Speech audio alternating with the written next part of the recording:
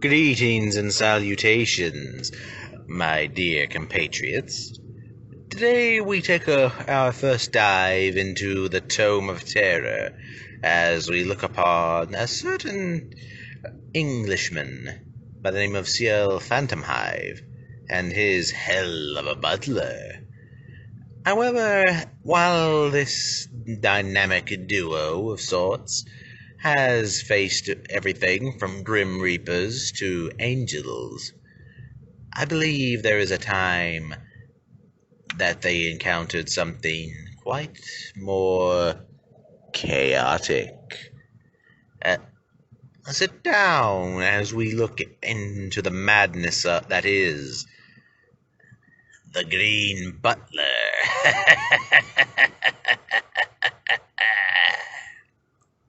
It was a warm summer day as one C.L. Phantomhive and his butler, Sebastian McKellis, walked through the busy streets of London. Soon they reached their destination, a small antique shop. As they entered, C.L. began to look around the shop. The reason for his visit to this humble little store was a rumor that an interesting Scandinavian artifact had found its way to this shop, and C.L. wished to own it.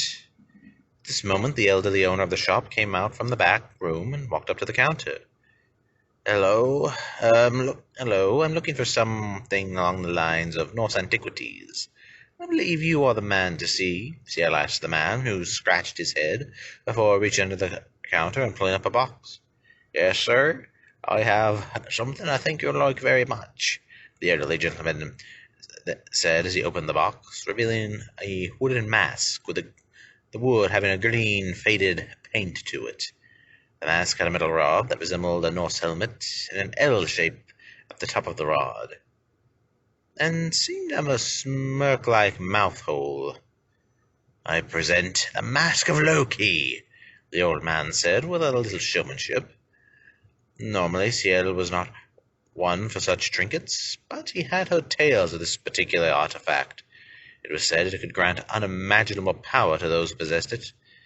Now, the average person would chalk these up to the tales of the barbaric myths of the Norse, but C.L. was far from average. If the mask turned out to be harmless, then he'd have a nice addition to his artwork collection. But if the stories were true, then he'd be preventing some maniac from getting their hands on it. It certainly looks interesting, master, Sebastian commented. C.L. nodded and paid for the mask, which was fairly cheap for such a rare item. As they walked out of the store, Sebastian said, Are you going to try it on, master? Perhaps gain some of that unlimited power? C.L. scoffed and replied, Don't tell me you believe that nonsense. I'm not going to deny that this mask may have some kind of power, but I highly doubt it could grant that kind of power. Sebastian smiled and replied, Oh, of course not, master, though even if half the myths are true, then that little mask is very dangerous. C.L. eyed the mask, almost bringing it up to his face even. However, putting it down, he waited several moments, then dismissively said, It's just a mask. It was night time as C.L. worked in his study. He sighed as he looked over at the last paper of the night. The young earl looked over at the wall next to his desk where the Mask of Loki was mounted. Sebastian had talked him into displaying it in his study, saying it had a certain artistic value. C.L. got up and walked over to the mask, half glaring at it as it seemingly smirked at him, its smug nature almost wafting off it. C.L. took it off the wall and stared at it. You really are just an ordinary mask, aren't you? C.L. said aloud, running a finger over the mask. He turned it over, looking at the back of it. He began to pace around his study, looking intently at the object in his hand. Suddenly he froze when he passed the lamp on his desk, and the back of the mask seemed to glow slightly with a green energy. What in the world? C.L. whispered as he inspected the mask with a very critical eye. He scoffed and put it on to his face mockingly, but the wood began to stretch around his head. C.L. quickly pulled it away from his face, his heart beating a mile a minute, and threw the mask down on the rug-covered floor.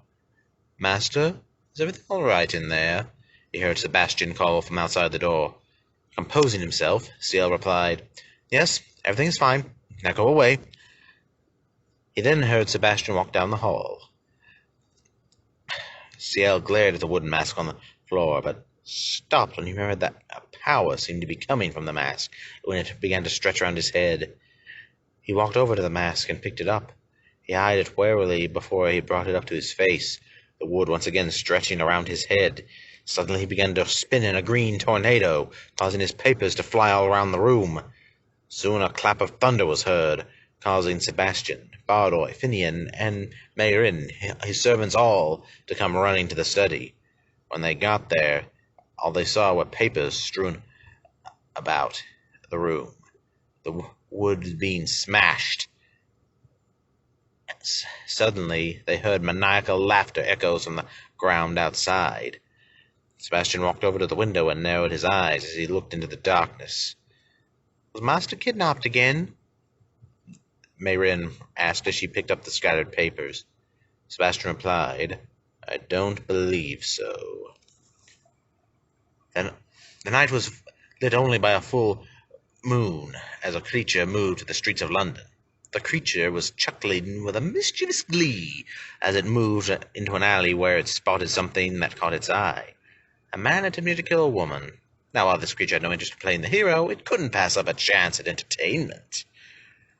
"Come on, girl, scream for me," the man sneered as he brought a knife close to the woman's throat. The woman was about to when she saw something from behind him. "What in the world is that?" the woman said in a confused, terrified tone, the knife temporarily forgotten. The man turned, his knife still trained on the woman's throat, but saw what she was talking about. It was roughly the size of a boy and wore a garish, bright orange suit with a ridiculously large yellow and purple outfit, a polka dot bow tie, and a green rose in the middle of it. But the most striking thing was that the creature had a large green head, twice the size of a normal man's. "Now when will people learn that no means no?" the green-headed monstrosity said as it began to laugh psychotically. The creature spun in a whirlwind before transforming into a nun with the same oversized emerald head and walked closer to the man. "Time to discipline the naughty children," the creature said as it reached behind its back and pulled out a giant ruler. The creature swung it at the man's head, which severed it from his body. And then the woman stood, too stunned to move, as the creature spun around again and transformed back into his original attire. The creature noticed the scared expression of the woman and walked up closer to her. He reached up and grabbed her neck, pulling it down to his level. "Hello. Aren't you going to give me a kiss for the rescue?" The woman screamed as he suddenly dropped her. "Geez, everyone's a critic." CL woke up in a sweat. He looked around the room and saw that it was indeed his bedroom. He then heard Sebastian walk in. "Oh, good. You're awake already, master," the butler said as he began to open CL's curtains. The young earl groaned as he got up, but froze when he felt something next to him in the sheets. He looked under the cloth to find the mask sitting there. Sebastian began to do his usual routine of naming the breakfast items available that morning, but CL paid him no mind as his gaze was transfixed on the mask in his hands. Had it all been a dream, or did the mask really hold power? "Master?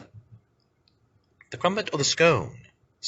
Sebastian said, stirring CL from his thoughts. Quickly composing himself, the young earl replied, "The scone." CL simply poked at his breakfast, his mind transfixed on the mask. Surely it was just a coincidence that he had the old mask on his person. Then CL picked up the morning paper as he sipped his tea. The young earl nearly choked on his drink as he saw the headline. 20 killed last night. Police say Jack the Ripper not to blame. CL read on, and the descriptions of the murders matched exactly what he had dreamed. This can't be possible. It was just an idiotic myth. The old phantom hive mentally panicked. "Is your breakfast not your liking, master?" Sebastian said as he noticed that Ciel had barely touched his food. "I'm not very hungry this morning," Ciel replied, not taking his eyes off the paper. Sebastian merely took his plate as he asked, "Would you like more tea, master?" Ciel put the paper down and stayed silent for a few moments before saying, "Yes, I would." Sebastian simply gave a small smile and left to prepare more tea. But as he was almost out of the door, Ciel said, "I want you to take that mask and lock it in a box." Sebastian paused, then turned and asked, "And where would you want me to put it, master?" To which Ciel immediately replied, "In the river." "As you wish, master." Sebastian bowed as he exited the room. "Well now, let's hope that mask doesn't end up in anyone else's clutches. Oh, who are we kidding? Things like that always have a way of finding its way to a few doormats. Maybe it'll end up somewhere a little edgier." This has been the first chapter in the Tome of Terror, and let me assure you, we will be going all the way to 31.